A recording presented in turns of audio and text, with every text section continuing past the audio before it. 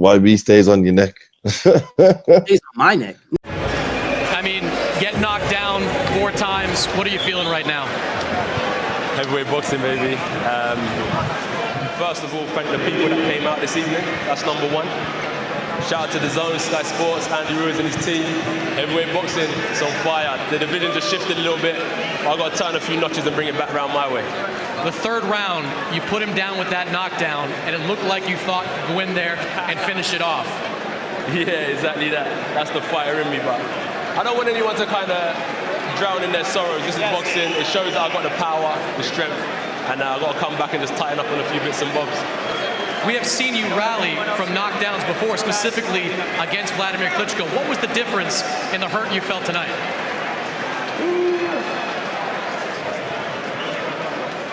Nothing really. It's all the same. It's all the same. It just wasn't my night. It's Andy Ruiz's night. You know what I mean? But look, you know what? It's good for the TV. It's good for DAZN. It got people watching. And then now I've got to go and do it all again. This was a referee stop. Yo, my Dons, make sure you hit that like button, comment, subscribe, and obviously hit the bell for notifications.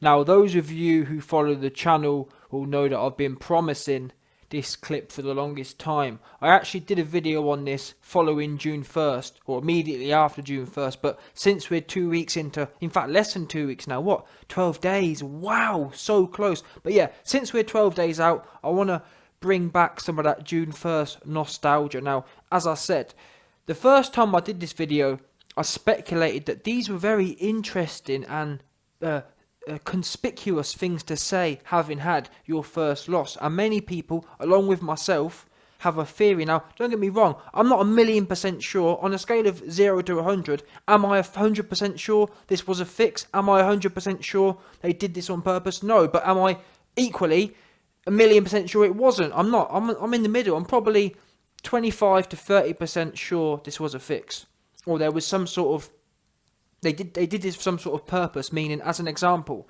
one theory I have is that, listen, what do we know? We know AJ was begging for a big fight. We know Sky wants a big fight, DAZN wants a big fight, etc, etc. Tyson Fury, did he want any? In fact, at the time, May 29th or whatever, AJ sat down, I forgot who it was with, but sat down with someone and said, listen, I want to sit down, after this fight with Ruiz, I want to sit down with Wilder and Fury. That's what he did say. 2-2s, a day later, Fury comes out and says, oh, I'm not fighting AJ no matter what. And then Wilder says the same thing. Both of them two come out. AJ says he's dying to sit down with these two men. He's dying to get in the ring with them to make a big fight. And both of them say, it's not happening. Literally, Wilder was ruling it off. In fact, no, that's not what happened. What happened was, in fact, I'll tell you what happened. So AJ calls out Wilder and Fury. Wilder and Fury then, literally hours after AJ calls them out, they start posting on Twitter and Instagram talking about, yeah, man, the fight's booked. I'm fighting Ortiz. I'm fighting Fury. It's all booked in. Literally, do you remember that? They were all Fury and Wilder were retweeting tweets and putting tweets out talking about how their fights are booked for February. It's all been signed.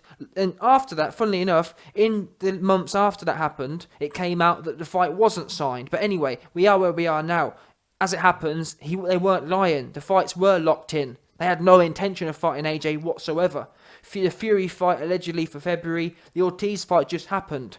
So the fact of the matter is, we know Team AJ are the most cerebral team. They have the highest IQ. They're generating the most cash. Now, what possibly, like I said, I'm not saying I'm definitely sure, but given how bad that fight was, would I put it past people? I wouldn't. We know, historically speaking, in sport in general, there have been fixes before. So please don't come here and say it's an impossibility. It's not. There is a possibility. Whether you think it's long odds or short odds, it's possible. So that's why we're doing this video. Not to mention, not only is the motive there in as much as AJ's getting paid $85 million. Do you understand that? The Wilder fight was only $60 million. So AJ's created, from losing, he's created an opportunity which is 30% bigger than any Wilder fight would have been. Not to mention the fact that the Wilder fight is an impossibility. He's not having it. I've just put a video out earlier, today, where Wilder comes out after the Ortiz fight and says that AJ fight is not happening still today. So once again, how could AJ create an 85 million, $100 million opportunity. The only way to do it was to lose. Now, with that in mind, we're not only just speculating based on a motive, we also have some evidence, which is what I've played for you at the start of this video. The interviewer from DAZN, this is, by the way, this interview was taken immediately after the fight, whilst AJ was in the ring. That's relevant because at that point, you should be your most shocked. You should be your most, disorientated after a loss. Bearing in mind you're meant to win easily. Bearing in mind you're undefeated. However, AJ's very calm. He's very stern. Now, to be fair to him, that is his nature anyway. However, even, Sugar Ray Leonard, who was doing the commentating for DAZN, he was saying, what's going on here? AJ's so relaxed. AJ's so calm. When I lost, I was going mad, or I was completely confused. Now, one answer as to why he was so calm would be, they had this planned. It was all part of the plan. Now, those of you who follow the channel will know that, as I keep saying, this is an $85 million turkey. Yeah, and Ruiz, it's not like Ruiz was a big fight anyway. AJ and Team AJ, by losing to Ruiz, has turned a $30 million fight. Well, it's not even that, to be fair. The only reason he got paid 30 was because of DAZN. AJ versus Ruiz, under normal circumstances, is probably a $15 million fight. So Team AJ have turned a $15 million fight into an $85 million fight by losing. Now, like I keep saying, I'm not 1,000,000% sure, but it has to be said. This is a possibility. And the great thing is, 6 months ago when I first put this theory out there, we had to wait 6 months. Now, we only have to wait 12 days, 11 days. And what I mean by that is this. We're going to know whether this was a fix or not. If AJ goes in there, and even if he goes in there and he kind of plays about to make it not obvious, we're going to know. If he goes in there and all of a sudden the shots are bouncing off him and he's just having fun in there, in my opinion, we're going to know this was a setup. Because in that first fight, he couldn't hold any shots, and you know what I mean? And he wasn't, that's the thing that got me. He wasn't even being hit and going down. He was kind of just falling to the ground. He wasn't being short-circuited. Look at that last knockout I just talked about, or I posted a video about. Look at Deontay Wilder's brother versus Dustin Long. That there is short-circuit. That there is being knocked out. You never see AJ like that. In the Ruiz fight, he just kind of flopped to the floor, as if you were acting or whatever, as if it was a setup. But as I keep saying, we're going to find out real quick. If AJ goes in there and nothing's hurting and he's marching forward and he's smiling and he's opening Ruiz up, then that's going to add credibility towards... That still won't be proof, but it's going to add credibility to that argument. And anyway, as I was explaining, this interview was taken immediately after the fight. Let's go through with what he said. So the interviewer originally starts off by saying, AJ, we've seen you, and it's interesting the question he asked. The interviewer says, we've seen you take big shots off of Klitschko, and we've seen you able to rally back. What was the difference here? And AJ, here's the question. He pauses and he goes, it just wasn't my night. But listen, it's good for the TV, it's good for DAZN, it gets the people watching. Now, all I've got to do is do it again. Now that there to me is, if you're part of the conspiratorial side, that there's a damn good answer in supporting that side. Because listen, of all the things, like Sugar Ray Leonard said, how was he so, this was in the ring.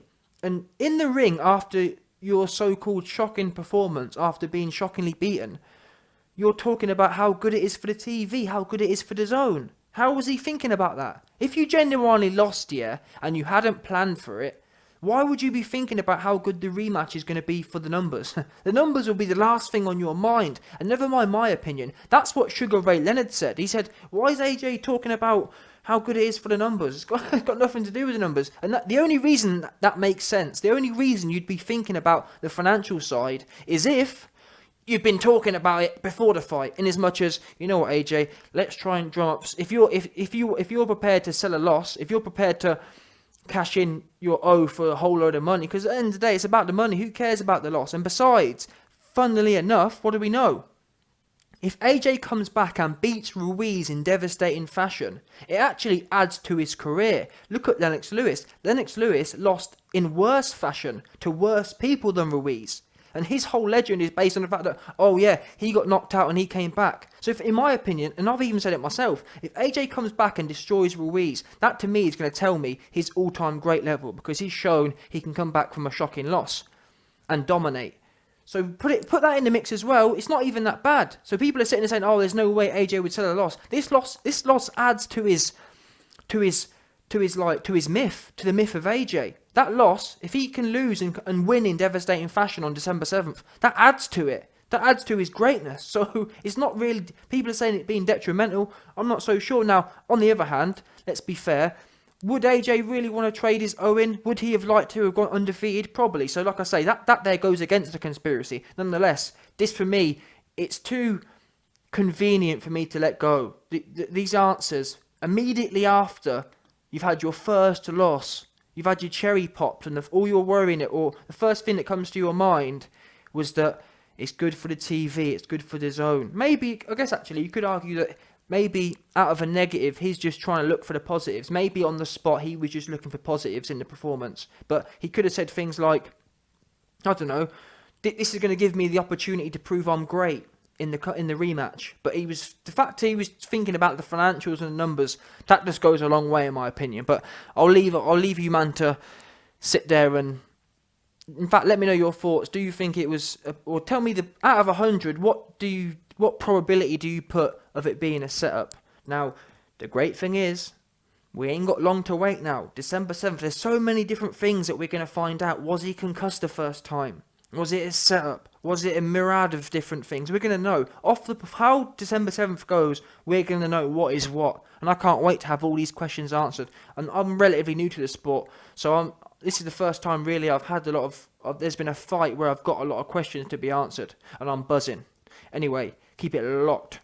And finally, big ups to my dog Lee Pike for coming through on the Patreon. If any one of you, man, want to support me, support the YB, you can also find me at www.patreon.com/theyb, where you'll get exclusive daily content and you'll be able to show some love and show some support. Support the charity case, the YB. Big ups.